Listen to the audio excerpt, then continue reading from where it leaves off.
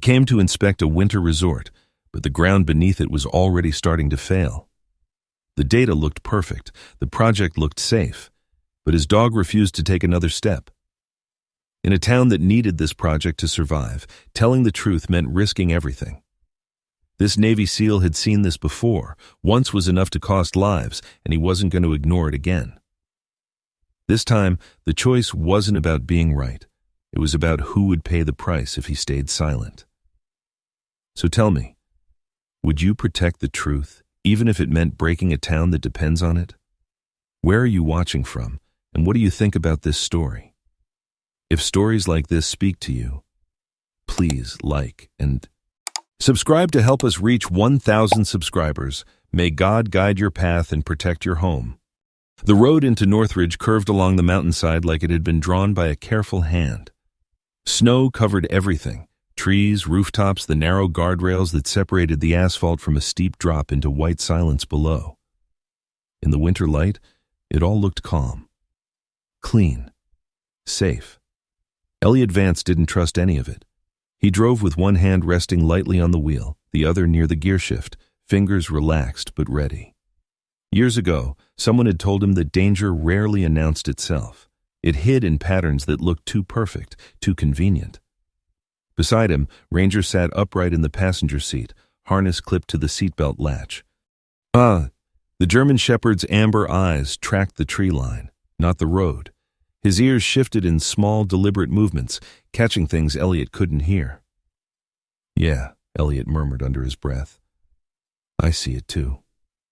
The town appeared gradually, as if it didn't want to interrupt the landscape. A cluster of buildings gathered in a shallow valley, wooden houses, a church steeple, a row of small storefronts with snow piled along their roofs. Smoke rose from chimneys and drifted sideways in the wind before thinning into nothing. It looked like the kind of place people moved to when they were done with everything else. And Elliot parked near the temporary site office, a prefabricated structure sitting just below the slope where the resort was being built. Even from a distance, the construction site felt out of place: raw cuts in the snow, heavy machinery frozen in position, scaffolding standing like unfinished thoughts. He stepped out, boots crunching against packed ice. The cold hit him immediately, sharp and honest. It bit through the layers and settled somewhere behind his ribs. Ranger jumped down beside him, landing lightly, then pausing, not sniffing, not exploring, just standing. Elliot noticed. He always noticed. And the dog's body was still, weight slightly shifted forward, one paw lifted just enough to signal tension. His gaze fixed on a patch of ground near the edge of the cleared construction zone. Nothing remarkable at first glance, just snow, flattened by machines and workers moving through. "Go on," Elliot said quietly. Ranger didn't move.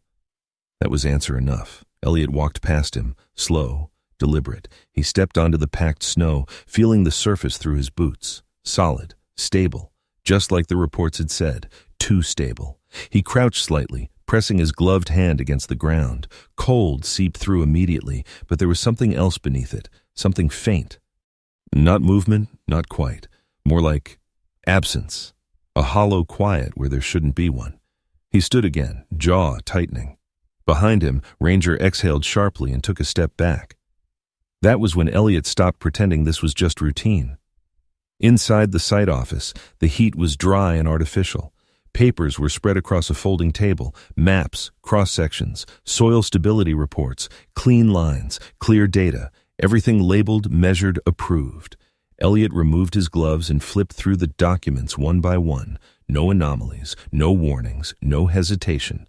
He leaned closer to one of the geological surveys. The numbers were consistent, almost too consistent. Layers of compacted snow and ice mapped out in neat, predictable gradients, load-bearing estimates comfortably within safe limits. It was perfect. Elliot's mouth pressed into a thin line. Perfect wasn't real. He reached for his notebook, flipping it open to a blank page. His handwriting was small and controlled, each letter placed carefully. Surface compression normal, sublayer uncertain. He paused, pen hovering, then added, "Dog refuses entry." The words looked strange written down, not technical, not professional, but he left them there anyway. Outside, the wind picked up. brushing against the thin walls of the office with a soft, steady pressure. For a moment, Elliot wasn't in Colorado anymore. He was somewhere else. Another mountain, another cold morning. A road he had helped design, traced neatly across terrain that had seemed manageable on paper. The data had been clean then, too, the calculations solid. And then the ground had shifted. Not dramatically, not at first. Just enough.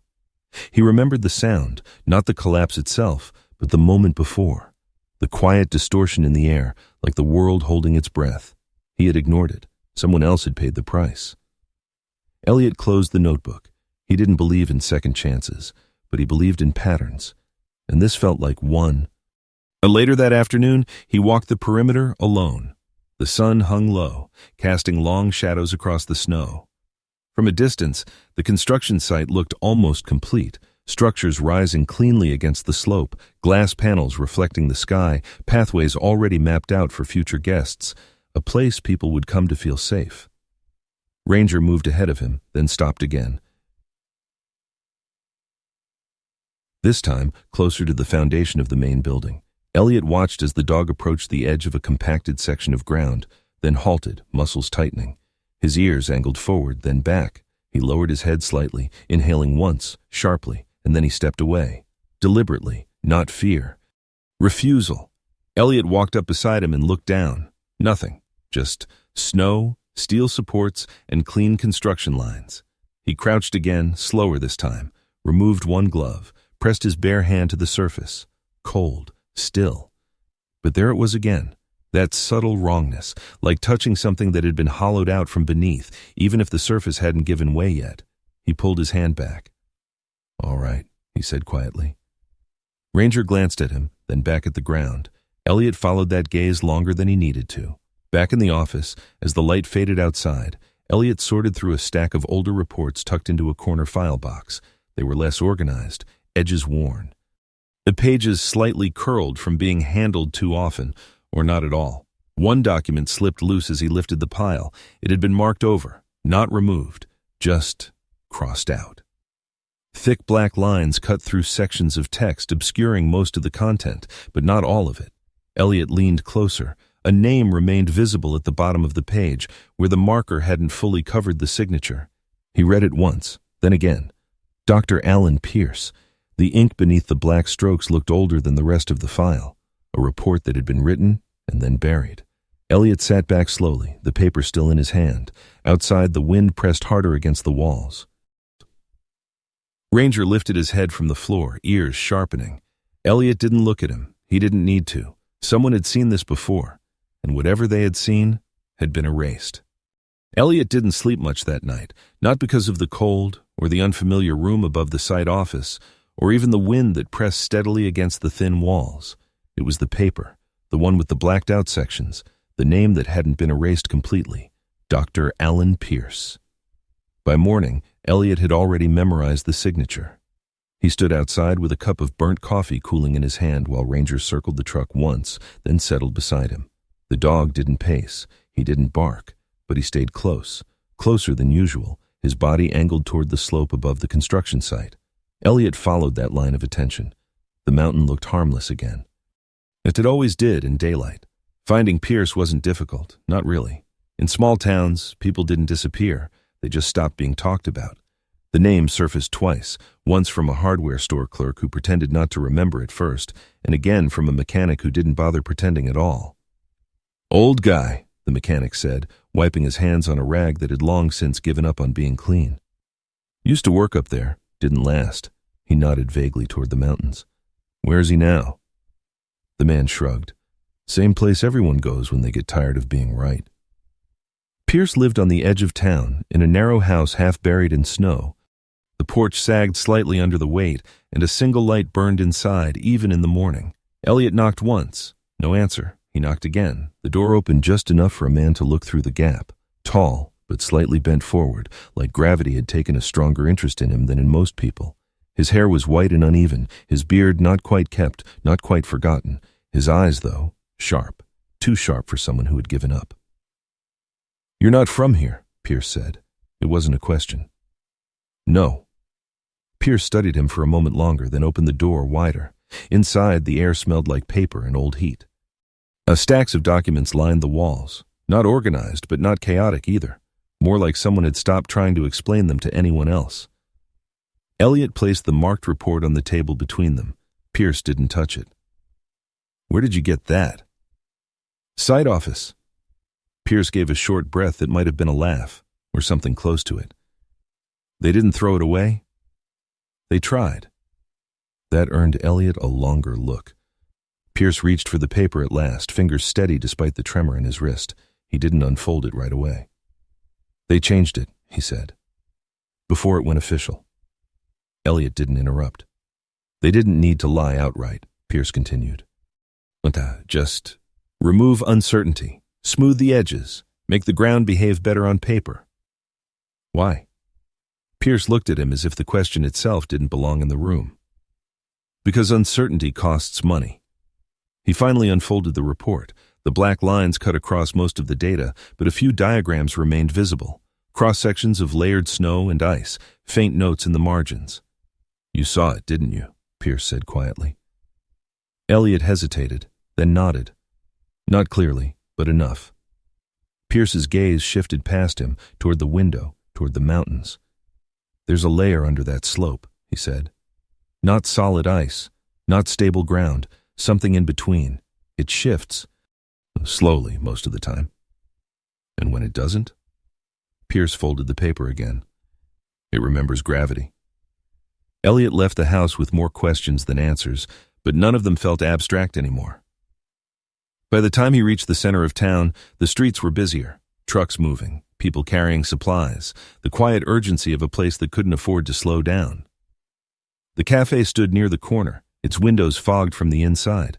Warm light spilled onto the snow outside, softening the edges of everything. Elliot stepped in. The smell hit him first. Coffee, cinnamon, something baking in the back. It felt human, grounded. A woman stood behind the counter, wiping down a surface that was already clean. Mid-40s maybe, brown hair pulled back loosely, lines around her eyes that didn't come from age alone. She looked up when the door closed. "You're the engineer," she said. "Consultant." "Same difference around here." There was no hostility in her tone, just observation. "Lena Brooks." "Elliot." She nodded once, then poured him a cup without asking. "You talked to Pierce," she said, setting it down in front of him. Elliot raised an eyebrow. "Small town," she replied. He took a sip. It was better than what he'd had that morning. "You believe him?" Elliot asked.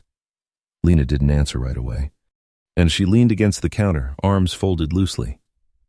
"I believe he lost his house," she said. "Same way I did." Elliot set the cup down. "When?" "Years ago. Different slope. Same kind of confidence." There was no bitterness in her voice. That was what made it heavier. "And now?" Lena glanced toward the window, where the mountain sat in the distance, unchanged. "Now, people need this project," she said. Bad enough to stop asking questions. Elliot found the mayor in a municipal office that smelled faintly of dust and paperwork. Thomas Grady looked exactly like a man who had been making difficult decisions for too long. Broad shoulders, but tired, hair gone fully gray, and a phone in his hand that he never quite set down. "You're here about the reports," Grady said before Elliot could speak. "I'm here about what's under them." The mayor gave a short, humorless smile. "If you've got something official, I'll read it." "I don't." "Then I've got nothing to act on." Elliot stepped closer. "You know there's a risk." Grady's eyes didn't move. "I know this town doesn't survive another winter without that resort." "That's not what I asked." The mayor finally set the phone down. "No," he said. "It's exactly what you asked."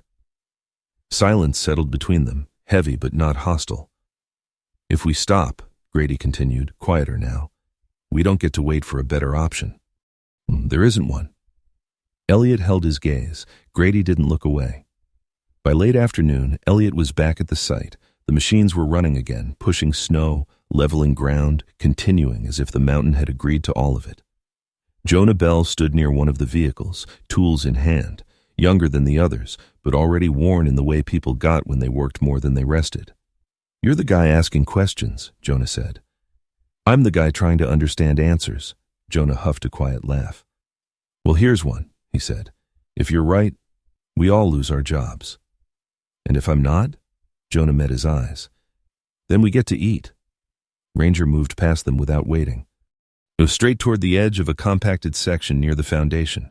He stopped. Again. This time, he didn't step back immediately. He lowered his head, body tightening. Not fear, not quite. Something sharper, focused. Elliot followed. The ground looked undisturbed, smooth, recently leveled, too recently. He crouched, brushing away a thin layer of loose snow. Beneath it, the surface was different, slightly uneven, like it had settled and then been forced back into place. His fingers traced a faint line, not a crack, a seam, filled, hidden. Elliot stood slowly. Behind him, the machines kept moving. Above him, the mountain said nothing. Ranger stepped back at last, turning his head slightly toward Elliot. Not warning, not urgency. Confirmation. Elliot looked down at the ground one more time, then at the men working above it. Someone had seen this, someone had covered it, and they were still building. Elliot filed the report before sunrise. He didn't rewrite it to sound better, didn't soften the edges. The language stayed plain, almost blunt. Risk indicators, unstable sublayer behavior, evidence of concealed ground settlement. He attached photos this time, close shots, angles that couldn't be explained away as shadows or poor lighting. At the bottom, he signed his name without hesitation. For a moment, he stared at it. Then he sent it. By mid-morning, the response came, not official, not documented. Harrison Cole didn't call, he didn't email, he showed up. Elliot saw him before he stepped inside the site office. A tall figure moving through the snow with purpose, jacket zipped halfway, no hat despite the cold. Cole had the look of someone who stayed comfortable in unfinished situations. His face was calm but not relaxed, focused in a way that didn't waste energy on visible emotion. He closed the door behind him without a word. You went above protocol, Cole said. Elliot didn't answer immediately. I followed it, he replied. Just not the version you're using. Cole gave a small nod, as if acknowledging a technical point that didn't matter anymore. Well, I read your report. And? And it doesn't change anything. The room seemed smaller after that. Elliot leaned against the table, arms loose at his sides. Not defensive, not confrontational, just present. There's evidence of a prior collapse, he said. Covered and leveled. Localized failure, Cole replied. Corrected during grading. You buried it. We stabilized it. Elliot held his gaze. Cole didn't look away. For a few seconds, neither of them spoke. Then Cole reached into his jacket pocket and pulled out a pen. Metal, heavy. The kind people kept not because they needed it, but because they used it often. He set it down on the table between them. Here's where we are, he said. Elliot didn't touch it. You sign off on structural safety, Cole continued, and we finish the build. Town gets what it needs. You get paid. Clean exit. And if I don't? Cole's expression didn't change. You walk away, he said. And the report doesn't follow you. That landed differently than Elliot expected. Not a threat. A boundary. You're offering me protection, Elliot said. I'm offering you distance. Elliot glanced at the pen again. He didn't reach for it. Later that day, Elliot drove back up the ridge road, past the last cleared section where the construction noise faded into something softer. Ranger lay in the back seat this time, head resting on his paws, but his eyes were open, watching. Elliot didn't turn the radio on. He didn't need noise. Pierce's house looked the same as before, quiet, self-contained, as if time had slowed around it. The door opened before Elliot knocked this time.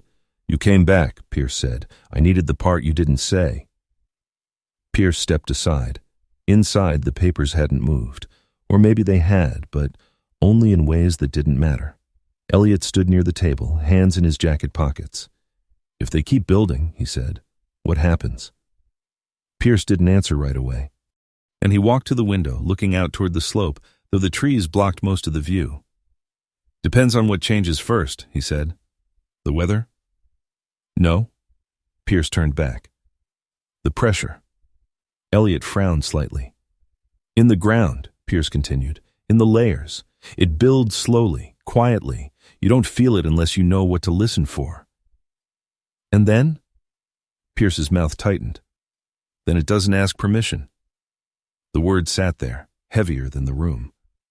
Elliot took a step closer. How big? Pierce didn't hesitate this time. Big enough that it won't stop where you think it will.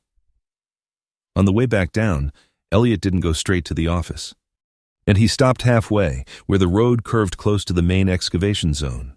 From here, he could see the workers moving, small figures against the wide slope, machines carving lines into the snow. Ranger jumped out before the truck fully stopped, not running, not rushing, just moving forward with quiet certainty. Elliot followed. The air felt different here, not colder, tighter. Jonah stood near one of the loaders, arguing with another worker about something mechanical.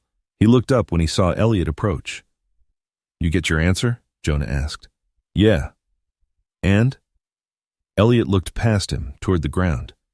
"It's not good." Jonah huffed a breath, half laugh, half frustration. "Yeah," he said. That doesn't pay rent." Before Elliot could respond, a sound cut through the air. Not loud, but wrong. It started as a dull shift, something beneath the surface adjusting in a way it shouldn't. Then came a sharper crack, followed by a sudden drop in the ground near the edge of the work zone. "Hey!" someone shouted. The snow gave way in a narrow section, collapsing inward like a breath pulled too fast. A man disappeared. For a second, everything froze. Then movement returned all at once. "Torres!" Jonah shouted, already running. Elliot was faster. He reached the edge and dropped to one knee, scanning the opening. It wasn't deep, but the sides were unstable, sloping inward. Hold the machines!" he shouted without turning. Ranger was already there, not barking, not panicking. He moved along the edge, nose low, tracking the shift of the ground, then stopped at a specific point and held position. Elliot understood. He moved to that spot and leaned down. "Miguel!" he called. A voice answered, strained, but there. "Here?" Elliot slid partway into the collapse, boots digging into the packed edge. The ground shifted slightly under his weight, but Ranger stepped forward, bracing against him, body angled just enough to counterbalance.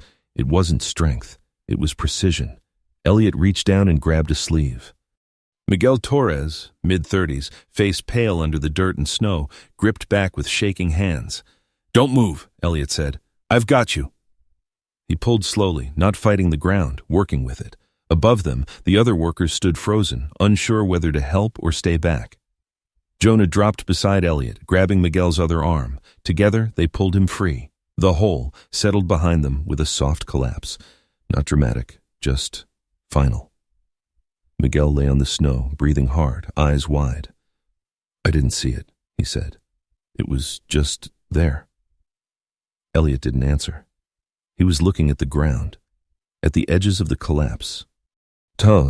At the way the snow had folded inward, not broken cleanly, but shifted around something deeper, something that hadn't been there before, or had, and been covered.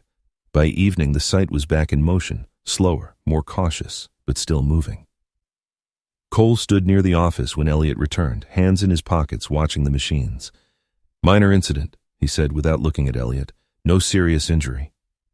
Elliot stopped beside him. "You saw it." "I saw a worker misstep on unstable ground." Elliot turned his head slightly. "That's not what happened." Cole finally looked at him. "It's what's going on record." Silence again. Different this time. Heavier. "You still have a choice," Cole added. Elliot nodded once. "I know." He looked back at the slope where the ground had already been leveled again, flattened, smoothed, erased.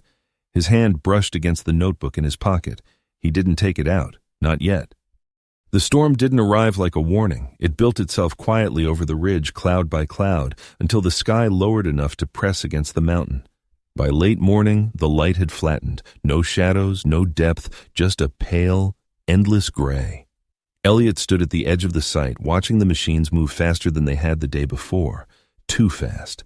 "Trying to beat the weather," Jonah said beside him, tightening the strap on his gloves. "Or pretend it's not coming." Elliot didn't answer. He could feel it now, not just in the air, but in the way the ground held itself. Tighter, less forgiving. Above them, a loader shifted into position, its engine pushing harder than necessary. A steel biting into frozen earth, each vibration traveled further than it should have. By noon, the wind picked up, not strong yet, but steady enough to move loose snow in thin, restless lines across the ground. The kind of movement people ignored because it didn't look like danger. Harrison Cole didn't ignore anything. He moved through the site with controlled urgency, issuing instructions without raising his voice. Workers adjusted, equipment repositioned, tasks shortened or cut entirely. Efficiency, not caution. Elliot approached him near the central structure. "You need to slow this down," Elliot said. Cole didn't stop walking. "Jicke, we need to finish what we can. You're pushing load into unstable ground." Cole turned then, "Just enough. We're managing it. You're accelerating it." For a moment something flickered in Cole's expression. Not doubt, not fear. Calculation. Then it was gone. "We're not shutting down," he said. "Not today." Elliot held his gaze. "Then you're choosing where this breaks." Cole didn't respond. He turned back to the work. It started smaller than anyone expected. A section near the secondary foundation shifted, not collapsing, just settling unevenly. A support beam tilted slightly off its axis, enough to catch attention but not enough to stop anything. Workers adjusted, reinforced. It continued. Then another section dipped. Then another. Like something beneath them had begun to move, not all at once but in pieces. Elliot felt it through his boots. A faint, spreading distortion. Not a single failure. A pattern. Ranger appeared at his side without being called. The dog wasn't tense. He was focused. His head moved slowly, tracking something Elliot couldn't see, mapping invisible lines across the ground. Then he stepped forward and veered left, not toward the nearest structure, toward a cluster of storage units further downslope. Elliot followed without thinking. The storage area sat lower than the main build, tucked against a shallow incline. And supplies stacked in rows, tarped and secured. A few workers moved between them, slower here, less urgency. Ranger stopped halfway there, not at the edge, not at the center, somewhere between. He planted his paws and didn't move. Elliot crouched, pressing his hand briefly against the ground. The sensation was clearer now. Subtle shifts, like pressure redistributing underneath a surface that couldn't quite hold it. He looked up. The slope above the storage area curved slightly inward. A funnel. If it went... "Get them out," Elliot said. No one moved. The nearest worker frowned. "Out of what?" Elliot stood. "Everything below that line," he said, pointing. "Now." There was hesitation. Not just enough to matter. Then Jonah moved first. "Move!" he shouted, grabbing one of the others by the sleeve. "You heard him! Move!" That broke the stillness. People started pulling equipment back, abandoning half-secured loads, stepping away in uneven lines. Ranger didn't follow. He stayed exactly where he was. Elliot felt it then, not movement, decision. The ground wasn't shifting anymore. It was preparing to. The collapse didn't explode. It exhaled. The slope gave way in a long, low movement, the upper layer sliding over itself before dropping into the space below. Snow and earth folded together, swallowing the lower storage area in seconds. Not violent, not loud, just final. Elliot pulled back, grabbing Jonah as the edge beneath them shifted slightly, then hit. Behind them, someone cursed under their breath. "Jesus." The air filled with fine powder, drifting slowly, settling into a new shape. Elliot didn't look at the loss. He looked at what hadn't moved. Yet. The chain reaction spread, not in one direction, but outward. Sections of the site began to settle unevenly, small shifts adding up into something larger. Structures leaned slightly, supports strained, ground losing its uniformity. Cole saw it. Elliot could tell. For the first time, the man stopped moving, really stopped. "What do we shut down?" Cole asked. Not to Elliot, to the situation. Elliot stepped beside him. "You don't shut it down," he said. "You pull people out." Cole looked at him. "And leave the rest?" Elliot didn't answer right away. Because there wasn't a version of this where everything stayed intact. "The residential zone," Elliot said finally. "Closest density. That's your priority." Cole's jaw tightened. That means losing half the build. That means not losing people. Silence again. Different now. Heavier. Cole looked back toward the slope, toward the storage area that no longer existed, then toward the structures still standing, still salvageable. For now. "Get them moving," he said quietly. Evacuation wasn't clean. It never was. People hesitated. And some tried to secure equipment. Others refused to leave until told twice. One crew argued outright, convinced the worst had already passed. It hadn't. Ranger moved ahead of Elliot through the shifting ground, not leading, guiding. Each pause, each change in direction subtle but precise. At one point, Elliot stepped toward a section that looked stable. Ranger cut in front of him, not aggressively, just enough to block the path. Elliot stopped. A second later, the ground there dipped slightly, then settled. He exhaled once. All right. No argument. Near the far edge of the site, a warehouse structure stood partially loaded, tools, materials, equipment waiting to be distributed, intact. He undamaged, for now. Cole reached it at the same time Elliot did. We can still move this, Cole said, at least some of it. Elliot looked at the ground beneath it, then at the path leading out, too long, too exposed. If we try, Elliot said, we lose time we don't have. Cole didn't respond. His hand rested briefly against the side of the structure, not ownership, assessment. Then he stepped back. Pull them out, he said. Just like that, the decision made. By late afternoon, the site was mostly empty, machines silent, structures standing at uneven angles, the mountain quiet again, as if nothing had happened, except for what was gone. Elliot stood at the edge of the cleared zone, looking down at where the storage area had been. Ranger sat beside him, finally still. Not watching, not listening, just there. Behind them, the town waited, still unaware of how close it had come. Elliot didn't feel relief. He felt the absence of something worse, and the knowledge that it wasn't finished. Morning didn't arrive with light. It came with silence. The storm had passed sometime before dawn, leaving the town in a kind of muted stillness that felt heavier than noise. Snow lay thick and uneven, sculpted by wind into ridges and hollows that reshaped everything people thought they knew about their own streets. Elliot stood near the edge of the main road, boots planted in packed snow, looking out over what remained. The construction site was barely recognizable, not destroyed in a single moment, but altered. Sections sagged, some collapsed, others left standing at unnatural angles like they had forgotten how to belong to the ground beneath them. And behind him, voices carried low and steady. No shouting, no panic, just people counting what they had left. Jonah approached first, his hands wrapped in cloth where the cold had bitten through his gloves the night before. "Generator's dead," he said. "Half the lines are down, but people made it." Elliot nodded once. That mattered, even if everything else didn't.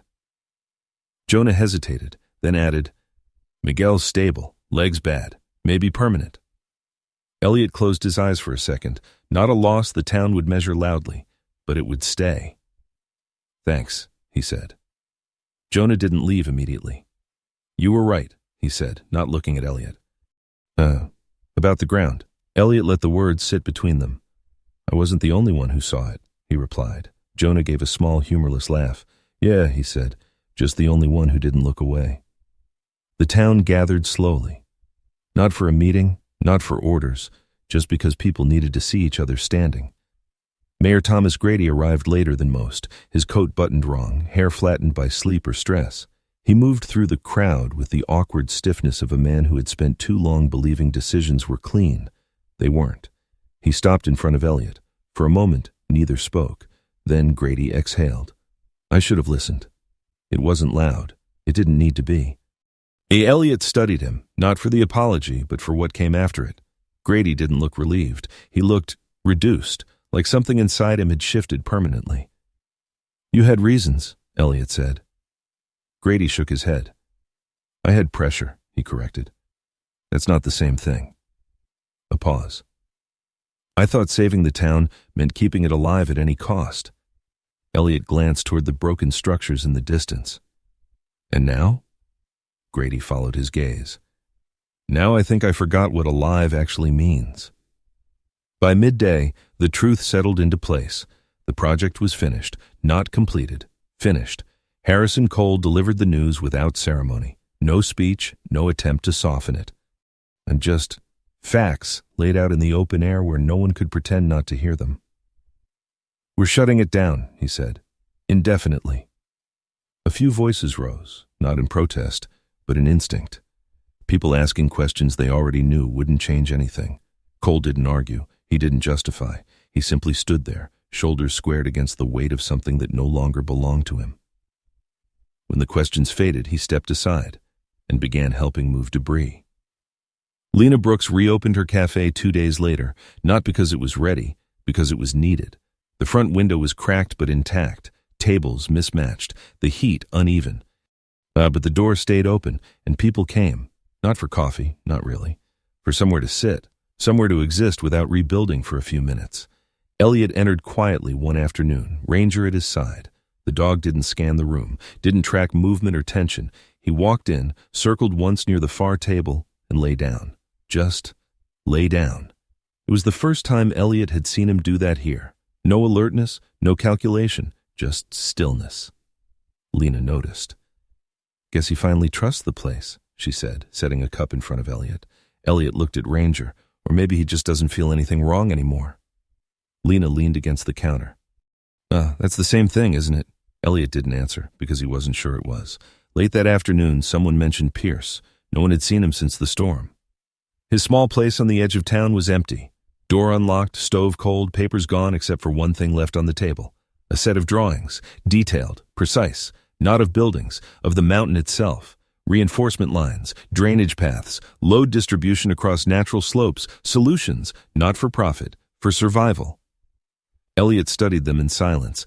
No signature, but he knew. Pierce hadn't stayed to be right. He had stayed just long enough to leave something that could be used. And Cole found him later that evening, standing outside the remains of the site. "You're not going to rebuild it," Cole said. Not a question. Elliot shook his head. "No." Cole nodded once. "Good." That was all. No apology, no explanation. But the next morning, Cole was there again, with tools, not leading, working. The town didn't recover all at once. It wouldn't. Some things were gone for good. Jobs, structures, certainty. Miguel would walk again, maybe, but not the way he had before. Some families packed quietly and left within the week. Others stayed, not because it was better, but because it was still theirs. Grady began pushing for new funding, not for the resort, but for reinforcement. Yeah, slower, less ambitious, more real. Lena's cafe became something else entirely, a place where plans were drawn on napkins and argued over with tired patience. And Elliot didn't leave, not right away. He stood one morning at the base of the slope, Ranger beside him, the snow reflecting sharp winter light. The mountain looked the same. That was the dangerous part. It always did. He unfolded Pierce's drawings, then added his own notes beside them. Not replacing, building on, a different kind of project. No investors, no deadlines, just something that might hold. Ranger shifted beside him, then stepped forward a few paces and stopped. Elliot watched him. The dog lowered himself into the snow again, calm and grounded, no tension, no warning, just presence. Elliot looked out over the slope one more time. Not everything had been saved, it never would be. But something had changed, not the mountain, the way they chose to stand against it. Sometimes the hardest truth is this: not everything can be saved, but what we choose to protect, when it costs us something, defines who we become. Elliot didn't stop the storm. He didn't save the project. He chose people over pride, truth over comfort, and that choice held. In our own lives, we face quieter storms, moments where we must decide what matters most, even when the outcome isn't perfect. Maybe faith isn't about changing what comes. Maybe it's about standing in the right place when it does. If this story meant something to you, share your thoughts below. Tell me, what would you have chosen? And if you believe stories like this matter, consider subscribing. And may you have the clarity to choose well and the strength to stand by it.